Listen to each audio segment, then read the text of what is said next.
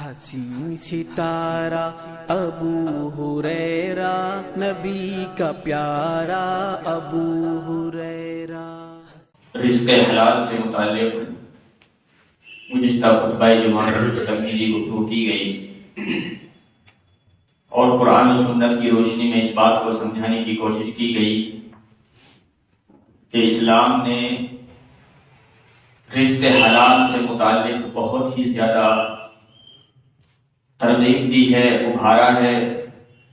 اور اس بات کی تاکید کی ہے کہ لوگ وہ معاش اپنائیں، وہ ذریعہ اپنائیں کہ جس کے ذریعے سے وہ اپنے رزق کو حلال کر سکیں، جو آنے والا ان کے ہاتھ میں مال ہے وہ حلال ہو، وہ ذرائع آمدنی ان کی صحیح اور درست ہوں، جائز ہوں، کہ جن کو وہ اپنے رزق کے طور پر، اپنے بچوں کے لیے کھلانے کے طور پر استعمال کر رہے ہیں، جس کے ذریعے سے وہ مال کما رہے ہیں۔ اور اس حوالے سے اس بات کو بھی ذکر کیا گیا کہ رزق میں صرف کھانے پینے کی چیزیں نہیں آتی ہیں، بلکہ اس میں وہ تمام اسباب و وسائل بھی آتے ہیں کہ جو اللہ رب العالمین نے ہمیں رزق حاصل کرنے کے طور پر عطا کیے ہیں، جن کو انسان اپناتا ہے، اختیار کرتا ہے۔ تو آج کے اس خطبہ جمعہ میں اسی سلسلے کو آگے بڑھاتے ہوئے رزق حلال کی انسانی زندگی میں کیا اہمیت ہے اور اس کے اثرات، اگر ہم حلال روزی کھاتے ہیں، اپنے بچوں کو کھلاتے ہیں،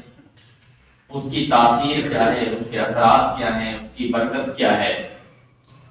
اور اس کے برخلاف اگر رزق حلال کا اہتمام نہ کیا، حرام روزی ہم نے خود کھائی، اپنے بچوں کو کھلائی، تو پھر اس کے نقصانات کیا ہیں۔ اس تعلق سے انشاءاللہ کچھ باتیں آپ کے سامنے رکھنے کی کوشش ہوگی۔ دعا ہے کہ باری تعالیٰ مجھے حق کہنے اور ہم سب کو قرآن و سنت کی تعلیمات کے مطابق عملی زندگی اختیار کرنے کی توفیق عطا فرمائے۔ قرآن کریم کی ایک آیت خطبہ مسنونہ کے بعد میں نے تلاوت کی ہے۔ اس آیت میں اللہ رب العالمین نے، یہ پورا آیت سورۃ المومنین اور اس کی آیت نمبر 51 ہے، اللہ فرماتا ہے رسولوں کو مخاطب کر کے، یا ایھا الرسل کلوا من الطیبات واعملوا صالحا انی بما تعملون علیم۔ اے رسولو، پاکیزہ چیزیں کھاؤ اور عمل کرو، نیک عمل کرو، انی بما تعملون علیم، بے شک جو بھی کچھ تم کرتے ہو میں اس کو جانتا ہوں۔ امام ابن رجب حنبلی رحمہ اللہ اس آیت کی تفسیر میں توضیح میں لکھتے ہیں کہ اللہ رب العالمین نے اس آیت کے اندر نبیوں کو سب سے پہلے مخاطب کیا ہے، اور نبیوں کے ذریعے سے ان کی امتوں، کیونکہ اس میں کوئی شک نہیں ہے کہ انبیاء اکرام علیہ السلام و تسلیم کو تو رب العالمین راہبر بنا کر کے بھیجتا ہے، اصل پیغام ان کی امتوں کے لیے ہوا کرتا ہے۔ اور چونکہ قرآن کریم میں اللہ تبارک تعالیٰ نے مجموعی طور پر اس کا ذکر کر کے اس کی تاکید بھی بیان فرما دی ہے، گویا اس کی اہمیت بیان فرما دی ہے کہ گویا ہر رسول کو یہ تعلیم دی گئی اور ہر رسول کے ذریعے سے ان کی امتوں کو رزق حلال کی تعلیم دی گئی۔ تو امام ابن رجب حنبلی رحمہ اللہ بیان کرتے ہیں اس آیت کی تفسیر میں کہ آیت میں اللہ نے تمام پیغمبروں کے ذریعے سے ان کی امتوں کو رزق حلال کھانے کی تعلیم دی ہے، اور عمل کرنے سے پہلے جو اصل نقطہ ہے وہ یہ کہ عمل کا ذکر بعد میں ہے، پہلے رزق حلال کھانے کی تعلیم دی۔ گویا اس میں جو قدر مشترک ہے دونوں کے بیچ کا جو رشتہ ہے، یعنی کھانے کا عمل سے جو رشتہ ہے وہ بہت گہرا رشتہ ہے۔ مقصود یہی ہے کہ اگر رزق حلال کھاؤ گے، لقمہ حلال کھاؤ گے،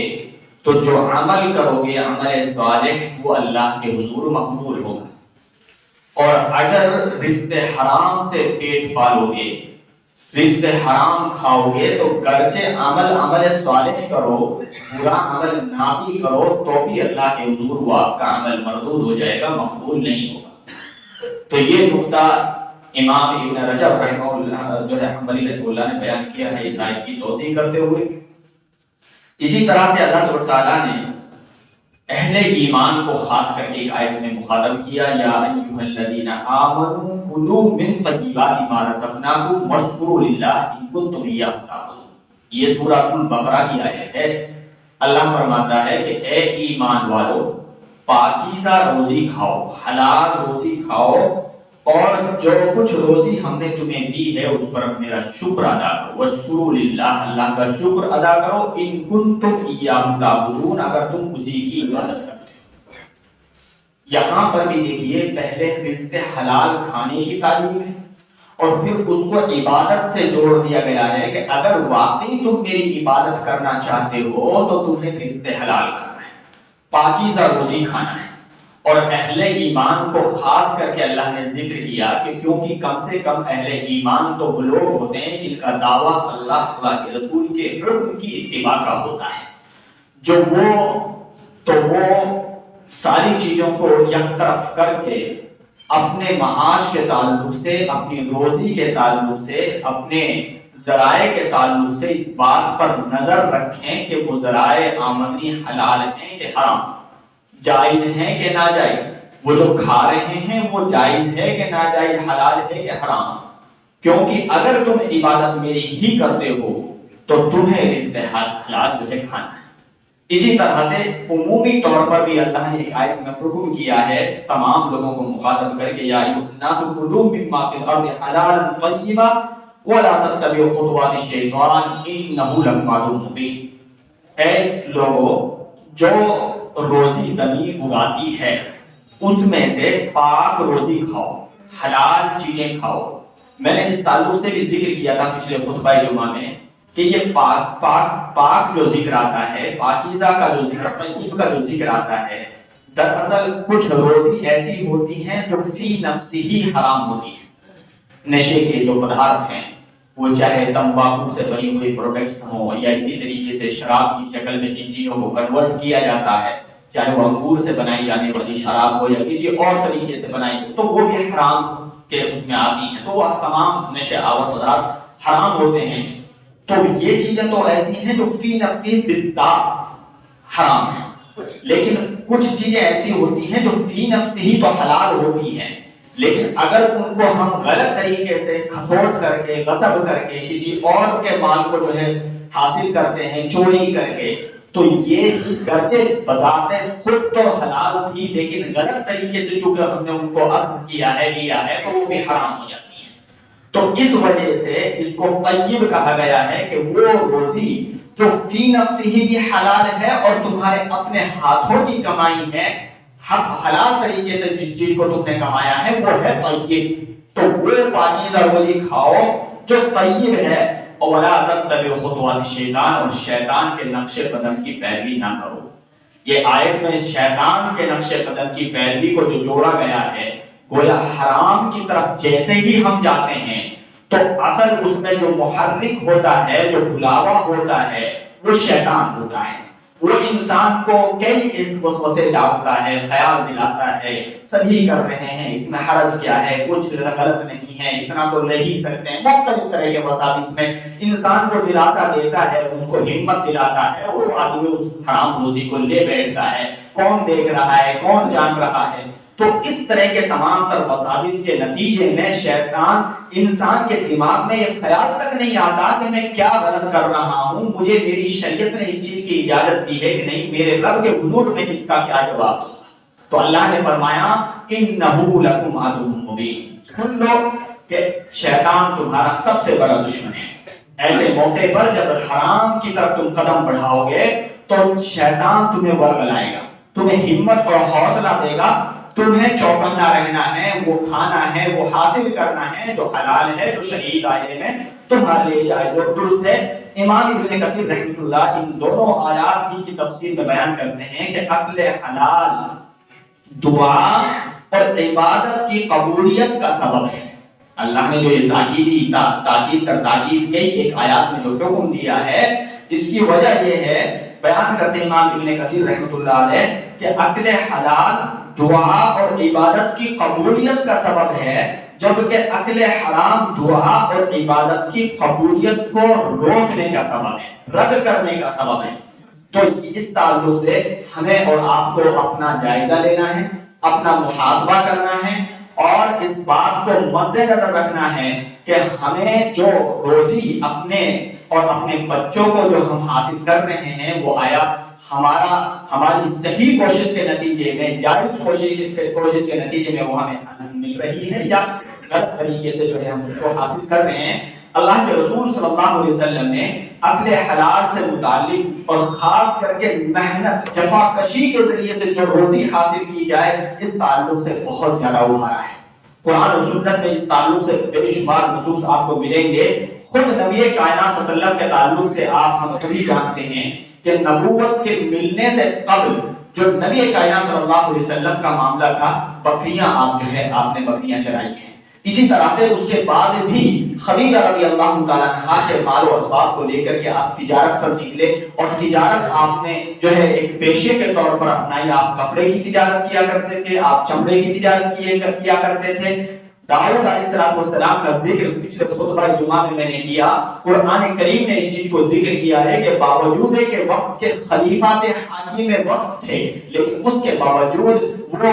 لوہار کا پیشہ اختیار کیے ہوئے تھے۔ اس سے جو روزی ان کو حاصل ہوتی تھی، اس روزی کو جو ہے خود کھاتے، اپنے بچوں کو کھلاتے۔ اس کے علاوہ جو ہے اللہ کے رسول صلی اللہ علیہ وسلم کی روایات سے ذکر ملتا ہے کہ نوح علیہ السلام، حضرت زکریا علیہ السلام نجار تھے، بڑھائی تھے، یعنی لکڑی کا جو ہے پیشہ انہوں نے اختیار کیا ہوا تھا۔ موسیٰ علیہ السلام اور کئی ایک نبیوں کے تعلق سے بکریوں کے چرانے کا ذکر ملتا ہے۔ اس کے علاوہ حضرت ایوب علیہ السلام کپڑے کا کاروبار کیا، یعنی مختلف نبی انبیاء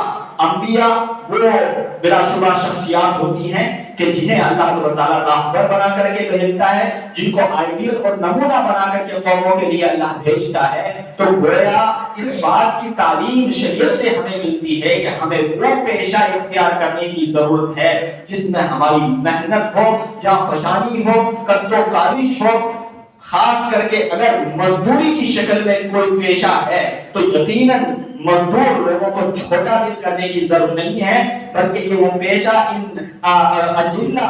یعنی جو باضابطے انبیاء کرام علیہ السلام کی شخصیات ہیں، ان کے پیشوں سے اس بات کا پتہ چلتا ہے کہ گویا وہ سب سے بڑے جو ہے خوش نصیب ہیں اور اچھا ایک پیشہ اختیار کیے ہوئے ہیں، وہ پیشہ کہ جو نبیوں کا پیشہ رہا ہے، کہ جس پیشے کی طرف اللہ کے رسول صلی اللہ علیہ وسلم نے خود اپنی امت کو رغبت دلائی ہے۔ لہذا ان کا جو ان کی جو دولت ہے، ان کی جو کمائی ہے، ان کے پاس جو مال و اسباب ان کے ذریعے سے آیا ہے، وہ سب سے 1 نمبر کا جو ہے پیسہ ہے، وہ سب سے بہترین جو ہے ان کو رزق جو ہے حاصل ہو رہا ہے۔ باقی اللہ کے رسول صلی اللہ علیہ وسلم کی اور بھی دیگر روایات ہیں۔ ایک روایت مقدام ابن معدی قریب بیان کرتے ہیں کہ اللہ کے رسول صلی اللہ علیہ وسلم نے فرمایا، کسی شخص نے آج تک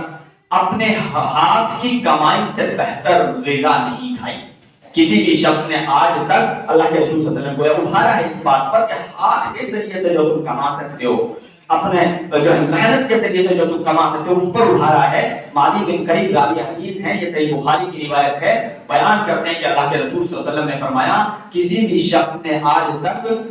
اپنے پیٹ میں اس بہترین روزی سے بہتر کوئی روزی نہیں کھائی جو اس نے اپنے ہاتھ سے کمائی ہو۔ اور پھر اس کے ساتھ ہی اسی حدیث کے اندر بطور ایگزامپل اللہ کے رسول صلی اللہ علیہ وسلم نے فرمایا، حضرت داؤد علیہ السلام اپنے ہاتھ کی کمائی کھایا کرتے تھے۔ اس کے علاوہ ایک روایت جو کہ صحیح مسلم کی روایت ہے، اللہ کے رسول صلی اللہ علیہ وسلم فرماتے ہیں، حضرت ابو ہریرہ راوی حدیث سے بیان کرتے ہیں کہ اللہ کے رسول صلی اللہ علیہ وسلم نے ارشاد فرمایا، ان اللہ طیب ولا یقبل الا طیب، اللہ طیب ہے اور طیب ہی کو، پاک ہی چیز کو قبول کرتا ہے۔ یعنی گویا اگر آدمی حرام مال سے اس کے حضور کو صدقہ کرتا ہے، خرچ کرتا ہے، اللہ اس سے پاک ہے، بری ہے، اللہ اس کو قبول نہیں فرماتا۔ اور اس کے بعد آپ صلی اللہ علیہ وسلم نے یہ بیان کرنے کے بعد کہ اللہ طیب ہے، طیب ہی کو، پاکیزہ ہی کو قبول کرتا ہے، بیان کیا اللہ کے رسول صلی اللہ علیہ وسلم نے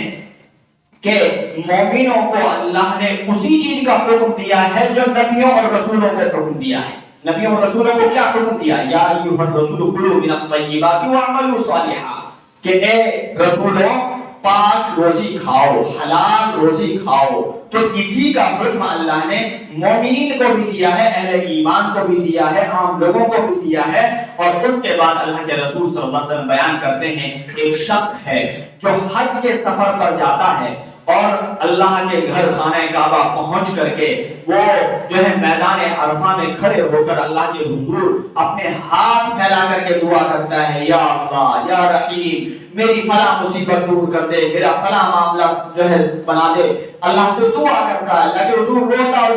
گڑ گڑاتا ہے، وَمَطْعَمُهُ حَرَامٌ وَمَشْرَبُهُ حَرَامٌ وَمَلْبَسُهُ حَرَامٌ، فرمایا اللہ کے رسول صلی اللہ علیہ وسلم مگر اس کا کھانا حرام ہے، اس کا پینا حرام ہے، اس کا جو ہے پہننا حرام ہے، فَأَنَّا يُسْتَجَابُ لَهُ، تو اس کی دعا پھر کیسے قبول ہو؟ یہ اللہ کے رسول صلی اللہ علیہ وسلم نے فرمایا کہ گویا پیغام واضح طور پر یہ دیا نبی کائنات صلی اللہ علیہ وسلم نے اس آیت کے اس حدیث کے ذریعے سے کہ اگر حرام لقمہ ہم اپنے پیٹ میں لیتے ہیں تو پھر ایسی صورت میں ہماری دعائیں رد ہو جاتی ہیں۔ یہ بالکل اوتھینٹک روایت ہے، صحیح مسلم کی روایت ہے۔ اللہ کے رسول صلی اللہ علیہ وسلم نے فرمایا کہ گویا لقمہ حرام انسان کی دعا کو رد کر دیتا ہے، پھر وہ روتا رہے، گڑ گڑاتا رہے، دعائیں کتنا بھی کرتا رہے، اس کی دعائیں اللہ کے حضور مقبول نہیں ہوتی۔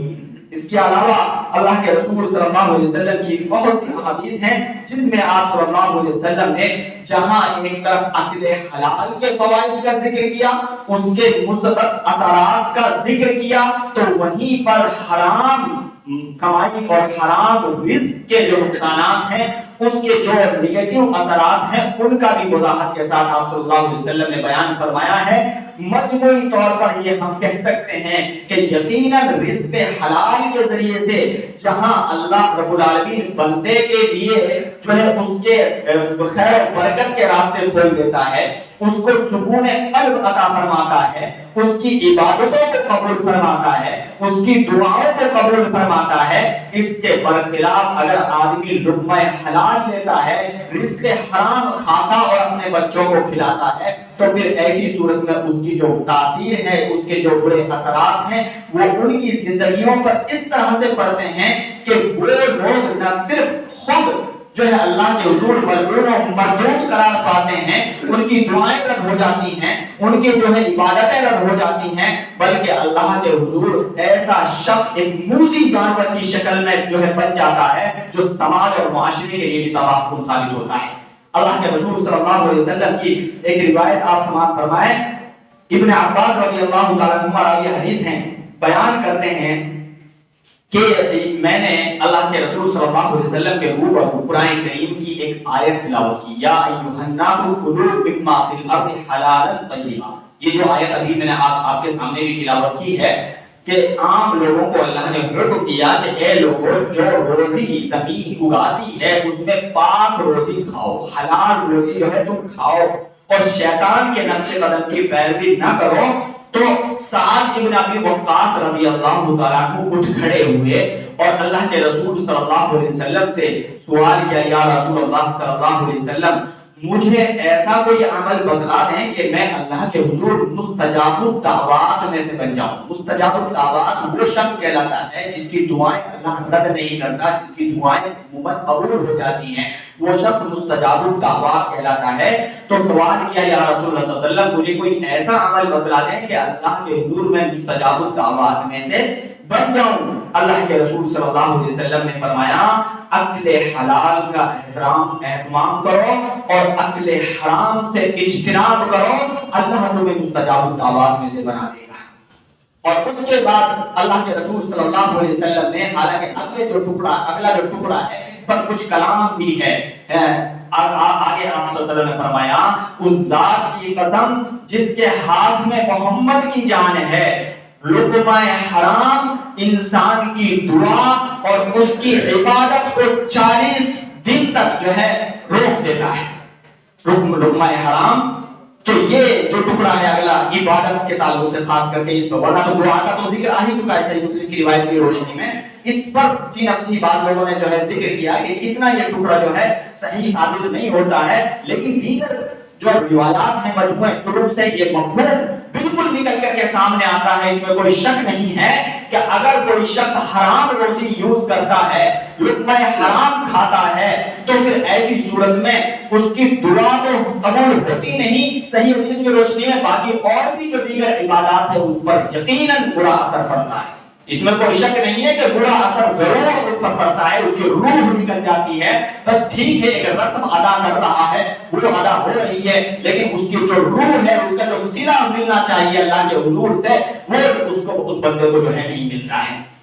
تو انہی احادیث کی روشنی میں ہم کو اور آپ کو یقیناً اپنا جائزہ لینے کی ضرورت ہے, اور ہم اس تعلق سے بہت ہی زیادہ اپنا محاسبہ کریں کہ آج چند روزہ زندگی کی خاطر کہیں ایسا تو نہیں کہ ہم لوگوں کی جیبوں پر ڈاکہ ڈال رہے ہوں, ہم رشوت لے رہے ہوں, ہم سودی کاروبار کر رہے ہوں. کیا کیا شکلیں ہوتی ہیں حرام مال کی. انشاءاللہ اس تعلق سے بھی شریعت نے بہت ہی وضاحت کے ساتھ اس چیز کا ذکر کیا ہے کہ کن کن شکلوں سے تمہیں جو ہے بچنا ہے, کن کن ذرائع سے تمہیں مال نہیں کمانا ہے. ان کا ذکر انشاءاللہ اللہ نے توفیق بخشی تو آنے والے خطبہ جمعہ میں ضرور ذکر کروں گا. بس آج کے خطبہ جمعہ میں آپ ایک اور بات جان لیں. اللہ کے رسول صلی اللہ علیہ وسلم فرماتے ہیں کہ اکل حرام یعنی حرام روزی اس قدر بے برکت ہوتی ہے اور بے سکون والی ہوتی ہے کہ اللہ کے رسول صلی اللہ علیہ وسلم فرماتے ہیں کہ بندہ اگر اللہ کی راہ میں خرچ کرتا ہے حرام مال سے, اللہ اسے رد کر دیتا ہے. حدیث سن چکے ہیں آپ. اس حدیث میں اللہ کے رسول صلی اللہ علیہ وسلم فرماتے ہیں کہ حرام روزی کا معاملہ یہ ہوتا ہے کہ اگر بندہ اس سے صدقہ کرتا ہے, اللہ کی راہ میں کچھ خرچ کرتا ہے, تو اللہ رب العالمین اس کو رد فرما دیتا ہے, اس کا کوئی ثواب اسے جو ہے حاصل نہیں ہوتا. اگلا اسٹیپ یہ ہے کہ اگر وہ اپنی ذات پر خرچ کرتا ہے تو اللہ اس کے اندر برکت سے محروم کر دیتا ہے, بے سکونی ڈال دیتا ہے. یعنی گرچہ وہ کتنا لگژری لائف جینے کی کوشش کرے, اس حرام دولت کی بنیاد پر اچھا پہنے, اچھا کھائے, اچھے جو ہے ساری چیزیں, سارے وسائل اس حرام پیسے کے ذریعے سے وہ اپنا اکٹھا کر لے, لیکن اللہ تعالیٰ بے سکونی ڈال دیتا ہے. اس شخص کے دل کو سکون نہیں ہوتا, راحت نہیں ہوتا, گویا قارون کے خزانے کی شکل میں گویا وہ چیز جو ہے اپنا اثر چھوڑتی ہے کہ اس کو جو ہے بے سکونی ہوتی ہے, بے اطمینانی ہوتی ہے. ڈر ایسے شخص کو جو ہے ہمیشہ لاحق رہتا ہے, خوف ہمیشہ جو ہے لاحق رہتا ہے, کیونکہ ظاہر سی بات ہے جو لوگوں کے دلوں کو چیر رہا ہے, جو لوگوں کے ناجائز مال پر قتل کر رہا ہے, کہیں تو اس کے دل کے اندر یہ ٹیس محفوظ ہوگی کہ میں کس قدر ظالم ہوں, کس قدر جو ہے میں دوسرے لوگوں کے جو ہے پیسے کو جو ہے اپنی جیب میں ڈالنے کی کوشش کر رہا ہوں. تو یہ کہ اللہ تعالیٰ بے سکونی ایسے شخص کی زندگی کے اندر ڈال دیتا ہے. اور پھر اگلا اسٹیپ یہ کہ اگر آدمی اس کو جمع کرتا ہے, تین ہی شکلیں اس کی ہو سکتی ہیں. یا تو وہ خرچ کرے گا اللہ کی راہ میں, خود کتنی بھی خوش نیتی سے خرچ کر رہا ہے, اللہ رد کر دے رہا ہے. ذات پر خرچ کرے گا, اپنے پر, اپنے بچوں پر, اپنے وسائل پر, تو اللہ بے سکونی ڈال دیتا ہے. تیسرا یہ ہے کہ یا تو وہ اس کو جمع کرے گا, جمع جتنا کرتا جائے گا اللہ زیادہ جہنم اس کو بناتا جائے گا. یعنی جتنا وہ اکٹھا کر رہا ہے سب گویا تو شاید آخرت کے لحاظ سے, آخرت کا ایندھن کے لحاظ سے وہ جہنم کا ایک ایندھن اپنے لیے اکٹھا کر رہا ہے. یہ اللہ کے رسول صلی اللہ علیہ وسلم کی تعلیمات ہیں میرے بھائیوں. اس لیے بالکل اس تعلق سے بہت ہی ہمیں محتاط ہونے کی ضرورت ہے, اور چند روزہ زندگی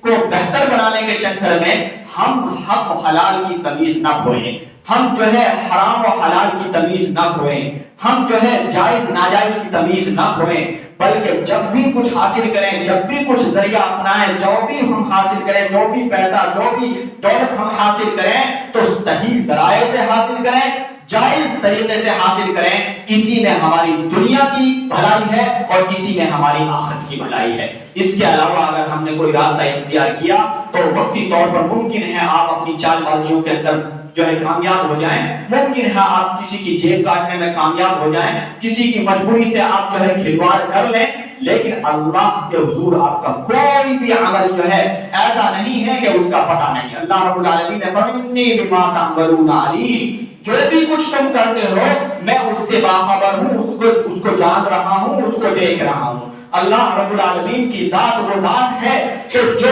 ہر وقت ہر شخص کی نقل و حرکت کو بخوبی دیکھ بھی رہا ہے, جان بھی رہا ہے، اور پھر ہمارے آپ کے کندھوں پر اللہ نے وہ فرشتے بھی مقرر کر رکھے ہیں کہ جو بندے کی ہر نقل و حرکت کو لکھ بھی رہے ہیں، روز قیامت تھما دیا جائے گا آپ کے ہاتھ میں آپ کا اعمال نامہ کہ پڑھتے بندے خود اپنا بتا دے کہ تیرا نتیجہ کیا ہے، تیرا رزلٹ کیا ہے۔ اس طرح کتابت کفا بنفسک اليوم علیک حسیبا، یہ قرآن کہہ رہا ہے کہ پڑھ اپنا نامہ اعمال نامہ، خود بتا، خود تو اپنا جواب لے لے۔ اقرا کفا بنفسک اليوم کا ترجمہ یہی، کفا بنفسک اليوم علیک حسیبا، آج تو خود اپنے آپ کا جواب دے لے کہ تیرا رزلٹ کیا ہے، آیا جنت ہے یا جہنم کا تو لائق ہے۔ لہذا ایک ایک چیز وہاں پر لکھی ملے گی۔ ما لهذا الكتاب لا يغادر صغيرة ولا كبيرة الا احصاها، اللہ فرماتا ہے کہ انسان تعجب کرے گا کہ ہائے عجیب کتاب ہے، عجیب اعمال نامہ ہے، کتنی چیزیں میں نے ایسے ہی جو ہے کر لی تھی، میں نے تو ہلکے میں سمجھ کر کے کر لی تھی، میں نے تو ایسے ہی جو ہے کر لی تھی، بڑی توجہ نہیں تھی کہ واقعی اتنا خطرناک معاملہ ہے، اتنا غلط بات ہے، اتنی غلط حرکت ہے، لیکن اس کو بھی جب اس میں لکھا ہوا پائے گا تو تعجب کرے گا ہائے یہ عجیب کتاب ہے، اس میں تو سب کچھ لکھا ہوا ہے۔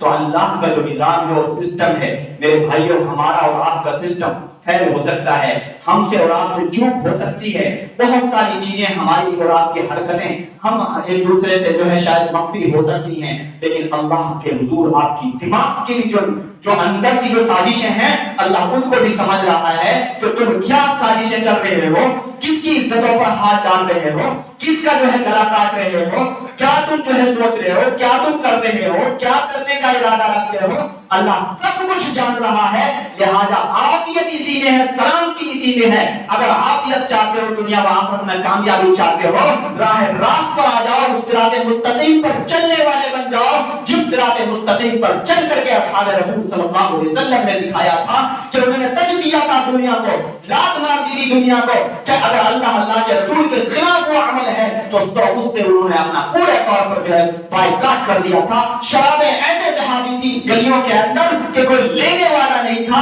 کوئی پوچھنے والا نہیں تھا۔ جس شراب کے وہ گن گایا کرتے تھے، جس سود کے وہ گن گایا کرتے تھے، جو پشتینی طور پر ان کے یہاں جو چیزیں چلی آ رہی تھی ان کو لات مار کر کے باہر کر دیا تھا۔ یہ جذبہ تھا اصحاب رسول صلی اللہ علیہ وسلم کا، تبھی تو اللہ رب العالمین نے ان کی بابت فرمایا فَإِنْ آمَنُوا بِمِثْلِ مَا آمَنْتُمْ بِهِ، اے لوگوں سن لو، قیامت تک آنے والے لوگوں کے لیے معیار ہے میرے نبی کے صحابہ کہ جس طریقے سے یہ لوگ ایمان لائے ہیں انہوں نے صرف دعویٰ نہیں کیا ہے بلکہ وہ دعوے کے مطابق کر کے دکھلایا ہے۔ لہذا ان کا ایمان پیمانہ ہے، میزان ہے، جو اس راہ پر چلیں گے وہ تب تک جو ہے ایمان والے نہیں کہلائیں گے جب تک کہ ان کے طریقے کو فالو نہیں کریں گے۔ لہذا ہمیں آپ سے مولانا یہی درخواست ہے اپنے مسلیان سے کہ اس چیز کو سوچیں، ہمیں سب کو مرنا ہے، جس کو آنا ہے اس کو جانا ہے، آنے سے پہلے اللہ جانے کا وقت لکھ دیتا ہے، جس کو اللہ نے اس دنیا میں بھیجا ہے کہ اسے جانا ہے۔ دنیا کی کوئی چیز آپ کے ساتھ جانے والی نہیں، صرف اور صرف آپ کا اچھا برا عمل آپ کے قبر کے اندر جو ہے جائے گا، آپ کے ساتھ جائے گا، اور اسی کے ذریعے سے آپ کی آخرت کی جواب دہی طے ہوگی، آپ کا انجام طے ہوگا۔ لہذا ضرورت اس بات کی کہ ہم اس تعلق سے ذرا سوچیں اور ہر معاملے میں وہ عمل کرنے کی کوشش کریں اپنی استطاعت کے مطابق کہ جو اللہ کے رسول صلی اللہ علیہ وسلم نے ہمیں حکم دیا ہے، اور منصف بن جائیں، انصاف پرور بن جائیں۔ اگر کہیں پر کوئی ظلم ہو رہا ہے ظالم کے ساتھ مت کھڑے ہو، چاہے جو بھی ہو جائے۔ اس تعلق سے ہمیں اپنا نظر اپنی سوچ بنانے کی ضرورت ہے۔ اللہ رب العالمین سے دعا ہے باری تعالیٰ ہم سبھی کو قرآن و سنت کی تعلیمات کے مطابق عملی زندگی گزارنے کی توفیق عطا فرمائے۔ الہ العالمین حلال کھانے اور حرام سے بچنے کی توفیق عطا فرمائے۔ آمین وآخر دعوانا ان الحمد للہ رب العالمین۔ بارک اللہ لنا ولکم فی القرآن المجید ونفعني وإياكم بالذکر الحکیم صلی اللہ علیہ وسلم۔